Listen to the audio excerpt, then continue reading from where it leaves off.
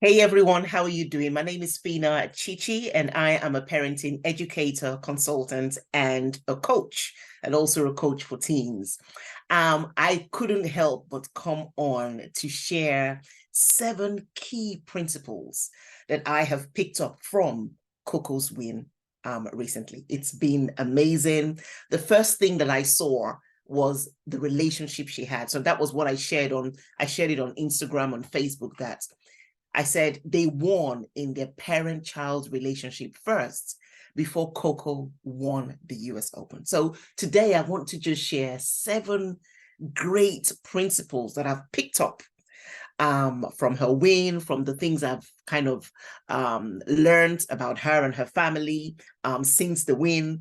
And I thought I would share this for all families, all parents, all young people to kind of know this. So I'm super excited. Okay, so number one I wrote here was the relationship. The relationship was very evident. And one thing about relationship, there's a quote that says, communication is the lifeblood or the bloodline of any relationship. Communication. So for a relationship to thrive, for a parent-child relationship to thrive, communication has got to be very respectful. If their communication were not respectful between each other, then relationship will not be as strong or as healthy as it is. So communication is key. And for me, when I think about communication, I think about life and death words, like as the Bible says, speak life. I think about criticisms as part of those dead words. I think about comparisons as part of those dead words. And I think about affirmations, recalling what they've done well, correcting them with respect. I think about that with speaking life to our children. And so the more we speak life to our children, the healthier their self-esteem is. They believe more in what they're able to do. So for me, that was what I saw. Number one was their relationship, and I connected relationship with communication. Because if there was bad communication, if there was communication of just criticizing, shouting, yelling, then we won't see that dynamics will be different this time around. It will be different. So relationship was definitely number one for me. The second point I picked up is that the parents saw her potentials. And so I was watching another video on YouTube where they were sharing that the father and mom actually they've actually played, they've been in the sports arena. The father is a former college basketball player. The mom is a former track and field athlete turned educator. So they've got sports. They know the drill with sports. They were really encouraging her to play basketball or to run track and to go on track. But she was more interested in tennis. And guess what? It says here the dad saw her potentials in tennis. And then they started to pursue that and invested into that. He gave up his job to coach her. Mom gave up her job as an educator to homeschool her. So they saw the potential. Every child of ours has potentials. Do we see the potentials? And what do we do about the potentials? So that's really, really the key in that. So they saw the potentials is my second point. The third point is they were qualified in their own rights. I kind of just mentioned that a bit now when I talked about they saw their potentials, because they had been in the sports arena. They had been in the sports field. So they were qualified in their own rights and knew about the sports. And then even if they didn't know about the sports, I'm sure they kind of learned more about tennis itself, because he was basketball, she was an athlete, a track athlete. So they would have had to learn the game for them to kind of be in the game to help her with, the game. So it just goes to show you the dedication. I think for me, that's the biggest key. And I've watched so many videos with her as a young person. Dad is taking her to the court. She even mentioned it on her interview. She said her dad took her to the court. And do you know something here? Memories. The things we do every day with our children, the words we share to our children, these are things that they remember, so that when they're on the big platforms, on the big arenas out there, that's what they're going to recall. So I recall my dad taking me to the tennis courts. if he was grumbling about it, oh, I have to take you this, oh, I need to do this, but if he was grumbling all about it, that won't be a good memory that she'll be talking about now. So yeah, that was my third point. They were qualified, and of course they learned more about the game and supported her the best way they could. And I know that later on down the line, she did get another coach. Again, that's probably actually should be my number 4th point, where yes, the dad knew that he will help her to a certain point, but knew when it was time to get somebody else to come on board. And I'm sure the dad was still there all through, but they had another second eye, a second person to come and actually take her to the next level. And for me, that showed me that the mom and dad were not selfish. They were open. They wanted the bigger level for their kid. So anything that could take their kid to the next level, they were up for it. And that's really key for us to know, because sometimes parents think that getting the extra help makes them feel insecure, makes them feel like they don't know what they're doing, but that's not the case. Sometimes you can only do so much. You need somebody else, a coach in some kind of capacity, to take your child's thinking to the next level. Because sometimes children, because we're with them 24/7, there's so much they will hear from us. But when somebody else comes to the table and says even something similar to what we said, our kids will take it on board, because they've had our foundation of those words, and then somebody else has come to confirm those words, and they'll run with it. So that is really, really key. The parents knew when it was time to bring on another coach that will help Coco go to the next level. So that's really, really important. Okay. Number 5 for me was the sibling relationship. Oh, whoo. Okay. So the first person, or the first people that she called when she just won that thing, right there on the court, before they had even called her to come and get the trophy, she called her brothers. Of course, they didn't hear their phones, because there was another video where they were just screaming and shouting the house down from her win. But she called her brothers. And then after that call, she called her grandma. And I just thought, wow, the parents have done such a great job nurturing the sibling relationship. And I talk about sibling relationship a lot, because it's really key to the self-esteem of every child. When children that have siblings, when the relationship of siblings are close, it really, really helps each of the children. And so for me, that was a great point. And again, I directed it again towards the parents. The parents must have intentionally did something right to nurture that relationship. And I have another video that I'm going to share about the do's and don'ts of nurturing sibling relationship. So for me, that's what I saw. One of the do's is to bring them together as a team, talk to them as a team, affirm them as a team, compliment them as a team. Oh, what would I do without you guys? You guys are my world. Speak to them as a team. One thing we shouldn't do, don't criticize one child in front of another child. Or when I say that is, or don't even talk about one child behind the back of another child. These are things that can be quite common in some families, and actually ends up causing a lot of sibling rivalry between the kids. So sibling relationship was another point that I picked up here. Okay. All right. Number 6, because I've added one more. So number 6 is, I saw another video where this is to do with visualization. So she had a photo of Serena in her room, on the wall in her room.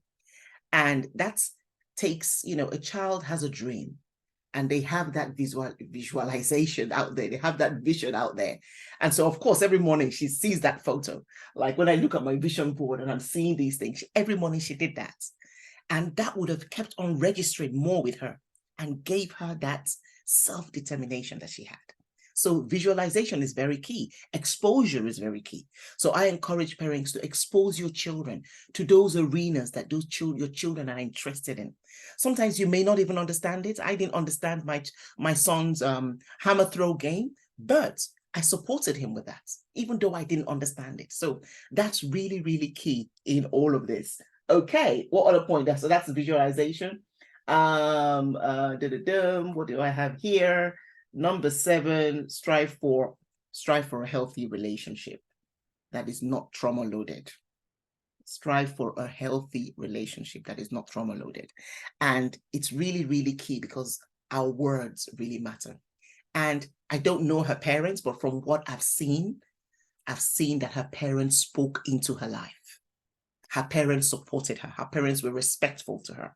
I saw the interview she had on the Today Show, and they were talking about her fruits. You know, she was eating this, she was having some fruits during a break in one of the matches before this, and so people were kind of saying, oh, so your parents still make you pack lunch and stuff like that? And she said yes, you know, her mom makes her those fruits almost like fruit salad, and then sometimes her dad does that as well. And I was thinking, wow, this just goes to show what I saw even just on the win that day she won, when she was now saying how her mom makes her some of the fruits, and then her dad makes some of those fruits for her sometimes when she goes on. And I just thought, wow, this is what you call support. And this is not about, oh, I'm the dad, or I don't need to do this. This is full team support, mom and dad supporting their daughter. And I'm sure they support their sons as well as that as well. It's a family thing.